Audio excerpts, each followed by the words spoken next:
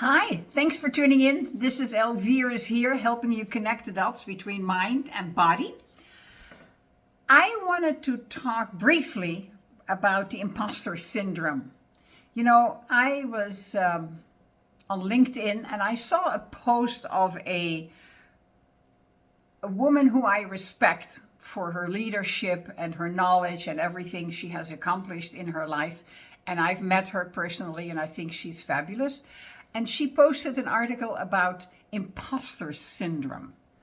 And it's like the buzzword. Everybody is talking about imposter syndrome, the fear. And I go like, have you really checked into what an imposter syndrome really is? Because it is much more heavily charged, your situation, that you don't need to put the imposter syndrome on that. Okay. You are not 100% confident in what you're doing. I'm not. Nobody is. We do our very best. We were confident when we came onto this earth. Remember, we were a little soul that came onto this planet in a body that was pure confidence that it was working out somehow. Yeah. And then it started to be scraped away by the influence of our environment, of our caregivers, parents and the rest. And so the confidence may have been eroded for a little bit, a lot of it. You can get your confidence back up. One of the ways of doing it is applauding yourself when you've done something. You go like, yay, I did it. Affirmations help a lot. But when you do something that you're not 100% confident about, that's okay. When you do a job, whatever a job it is, either a paid job or a voluntary job, and you're not 100% confident, that's perfect. Just don't say that, oh, you've done this before and you're fantastic at that, and then you can do it. That is border edge imposter, because it's even further. Imposter syndrome is pretending that you can do something, and how do you say it? Intendedly wanting to hurt other people. Imposter syndrome is always about hurting others, not yourself. Not yourself. If you live in this grander bubble and you think that you need to pretend that you're really something and that you're shouting it from the rooftops, that's okay. That's okay. If you want to fake it till you make it, just don't talk about it. Just do it. But that's okay. That's for yourself. That's your future vision. That is for yourself. As Neville Goddard says, living in the state of mind of wishes fulfilled.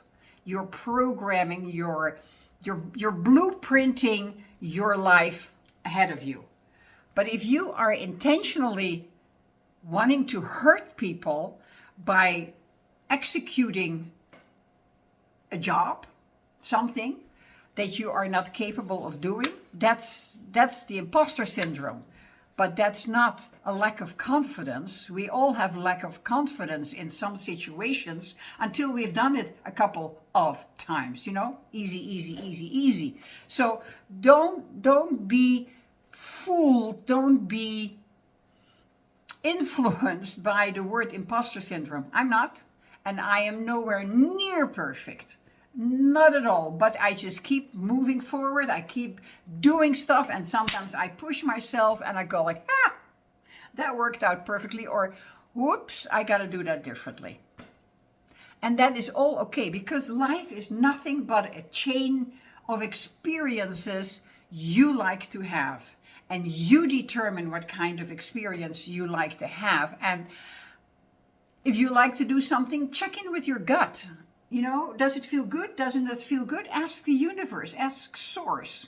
I call it source, infinite intelligence, the universe. And so do it, just do it. Get the experience. You can say like, well, you know what? I did that. It was interesting, but you know what? I will never do it again. Example, I renovated my home.